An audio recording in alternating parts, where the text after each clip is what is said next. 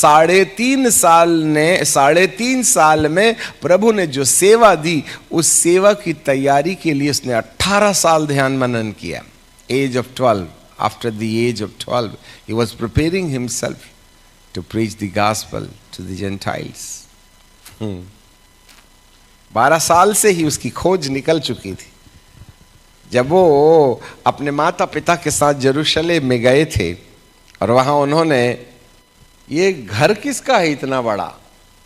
बोले परमेश्वर का। अरे मैं उसी को तो ढूंढ रहा हूं भाई। माता पिता का हाथ छोड़ करके वह उन सफेद बाल वालों के साथ अपने पिता और उनके पिता की चर्चा करने लगा। ये सारे धर्म ज्ञानी यीशु की बातें सुनकर के बहुत चक्के थे और कहने लगे, इस बालक को, ये वही है ना पलंग कुर्सी बनाता उसका बेटा? यस। मां मरियम आई और कहने लगी, हे बेटे, तूने हमारे साथ ये उपद्रव क्यों किया? हम 3 दिन से परेशान हैं, तुमको क्या है? तुम्हारे और हमारे पिता ने हमको आदेश दिया है, जब तक पिता का समय नहीं आ जाता है ना, तब तक हमने तुम्हारी सेवा देना है, ये हमारी जवाबदारी है। और 3 दिन से हम परेशान हैं, हम तेरे और मेरे बाप को क्या जवाब देंगे जो आसमान में है? तो प्रभु यीशु मसीह ने हंसते हुए कहा, मामा तो नहीं बोला, आपको मालूम नहीं क्या मुझे परमेश्वर के भवन में रहना चाहिए? उस समय से उसको मालूम था कि हम सबों का पिता मुझे एक वक्त में अपनी बात कहने के लिए खड़ा करेगा। इवन दो वो एक मासूम बच्चा था, परंतु उसकी अंतरात्मा की आंखें खुली हुई थी और मोबाइल ने हमारी अंतरात्मा की आंखों को बंद करके रखा है। इतने ढेर सारे ढक्कन सील करके लगा दिए कि कमबख्त अंदर की आंखें खुलती ही नहीं हैं। उठते बैठते जाते सोते मोबाइल पर ही हाथ जाता है। जी हाँ, परंतु यीशु बालक को आइडिया था, मैं धरती पर किस बात के लिए पैदा हुआ हूं। जी हाँ, और उस समय से मामा ने बोला, चुप, चल मेरे साथ। चलता ना, टेंशन क्यों लेती हो? आज के बच्चों को बोलो मोबाइल छोड़ दे तो बताना, गला रेत रहे हैं आज बच्चे लोग माँ बाप का मोबाइल के चक्कर में। तुम क्या छोड़ोगे मोबाइल?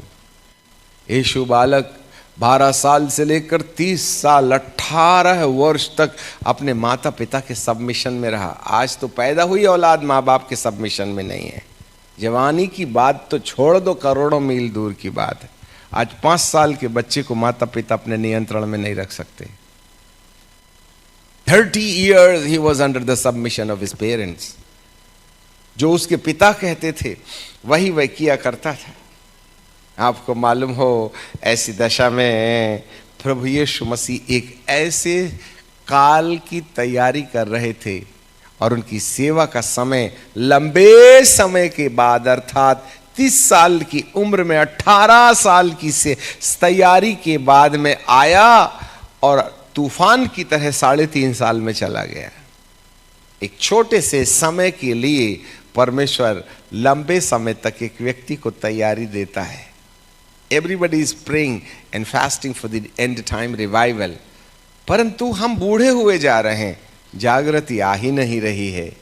इसका मतलब ये नहीं है कि हम निराश हो जाएं, परंतु ये है उस थोड़े से समय के लिए, उस थोड़ी सी जागृति के लिए, उस थोड़े से काल के लिए यदि हम लंबे समय से तैयारी करते हैं तो उसकी जो वैल्यू है ना, उसकी जो कीमत है ना, वो बहुत वजनदार होती है।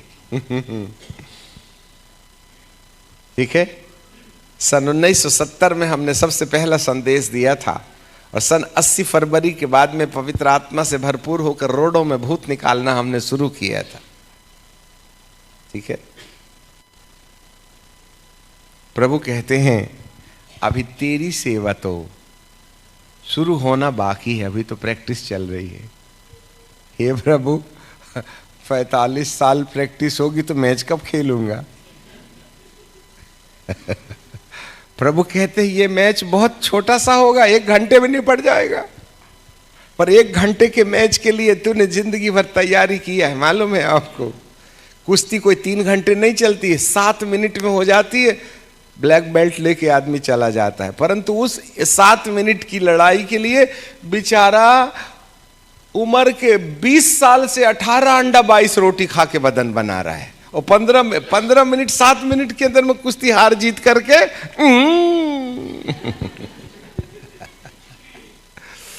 ऐसे ही मेरा प्रभु जिस तेज को लाने वाला है, आपको जानकारी मिले, वो तेज सबके लिए नहीं होगा। भविष्यवाणी सुन लो,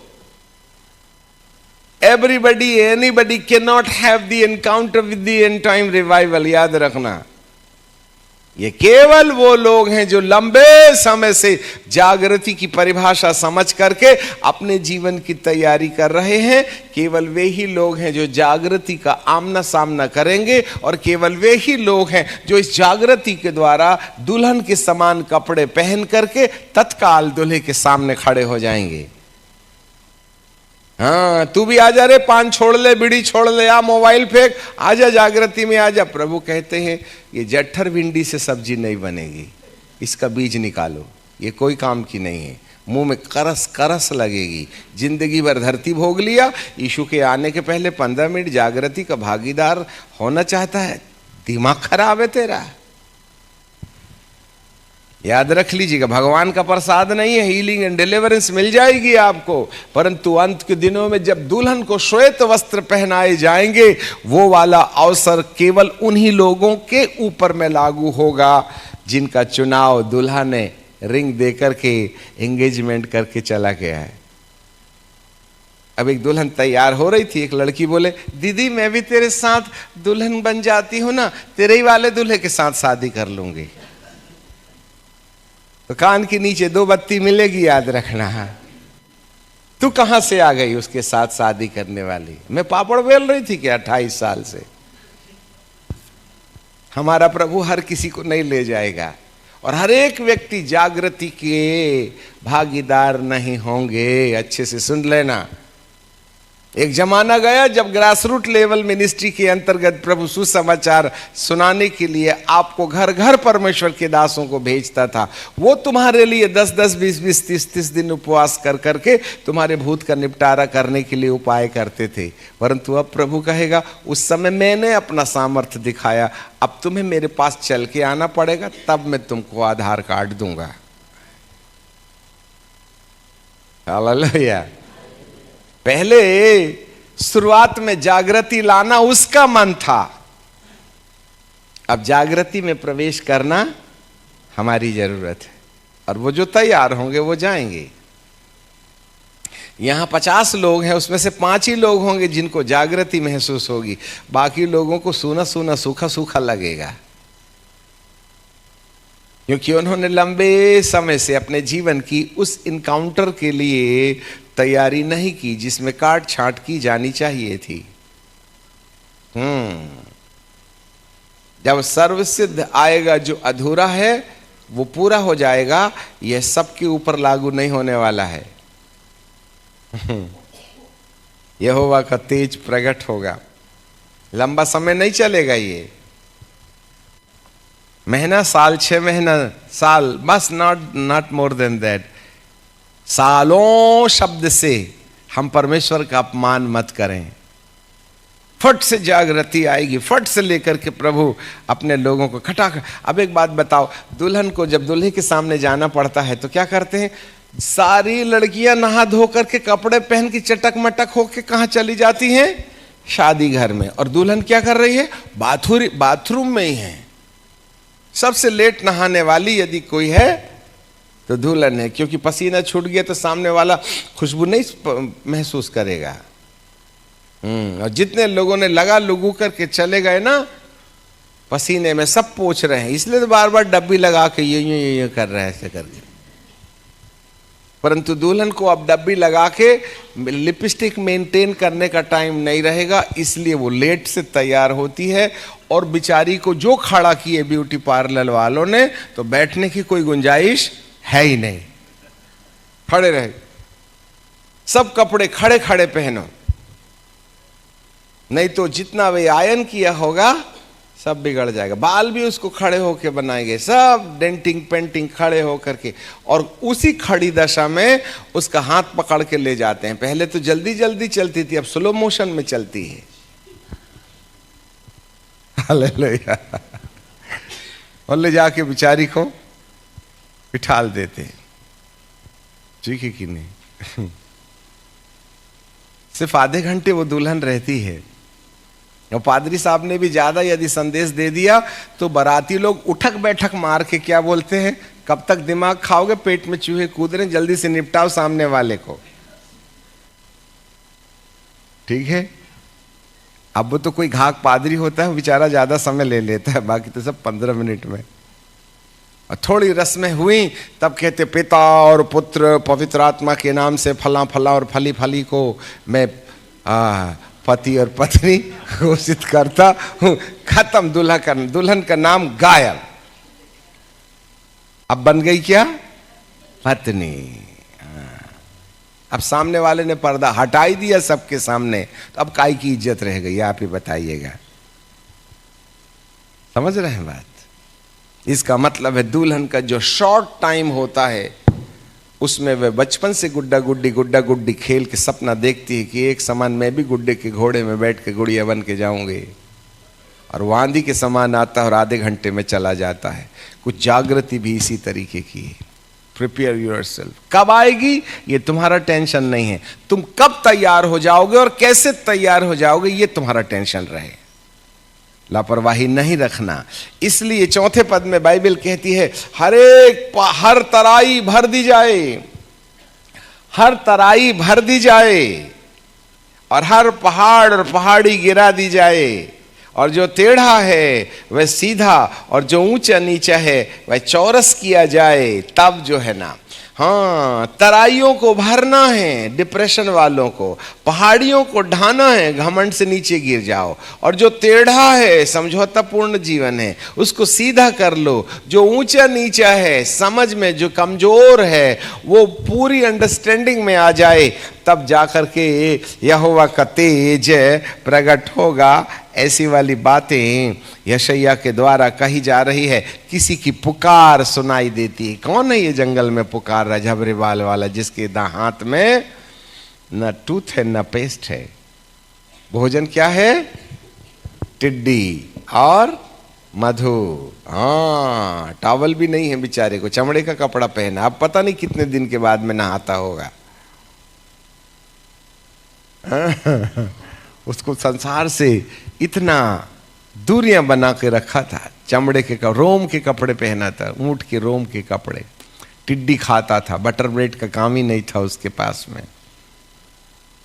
जी हाँ, क्या हमारी ऐसी तैयारी है कि हम प्रार्थना में बैठते हैं तो कब शाम हो जाएगी और कब सुबह होगी? क्या छोड़ दें, क्या तोड़ दें, क्या कर लें, क्या ना कर लें? हम तो घंटे आधे घंटे में दुआ करके निकल लेते हैं पतली गली से आगे। यहां पहाड़ों को ढाना है, ये है घमंड। तराइयों को भरना है, डिप्रेशन, ऑपरेशन एंड सेपरेशन। आज कितनी तराइयां हैं मनुष्य के जीवन में? दिमाग खराब, ऑपरेशन। हम तो बेकार हैं, अब कोई फायदा नहीं। ये है झील, तराई कहते हैं। डिप्रेशन से बाहर आओ, ऑपरेशन से नीचे गिरो, घोड़े से कूद लो, नहीं बन रहा है तो भले हड्डी पड्डी टूट जाए, गधा ढूंढो। अब बहुत चल रही है अपने घोड़े में। यदि तुम समय के पहले नहीं उतरे ना तो उसको 12 बजे की धूप में भी तेज रोशनी चमकाते आता है। उसको आइडिया है कि हम घोड़े से कैसे गिरा दें। एक फ्लैश लाइट मारा, डर करके धड़ाम से नीचे गिरा। अब उसके बाद उसको कुछ दिख ही नहीं रहा है, मोतियाबिंद हो गया उसको।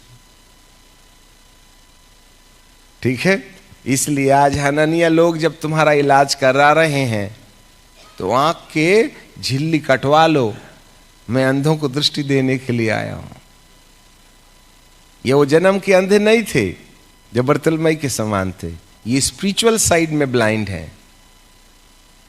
हाँ, नहीं आ रहा है समझ में दुनिया को, नहीं आ रहा है कलीसिया को। चमत्कार का ढोल बजा रही है, उसके आने की तैयारी के मामले में कोई नहीं है। यस मेरे प्रियो, पहाड़ों को ढाना है, स्वाभिमान के घोड़े से गिरना है। इलाज करो अपने दुश्मन का। कल हम बता रहे थे शैतान के बाप का नाम क्या है?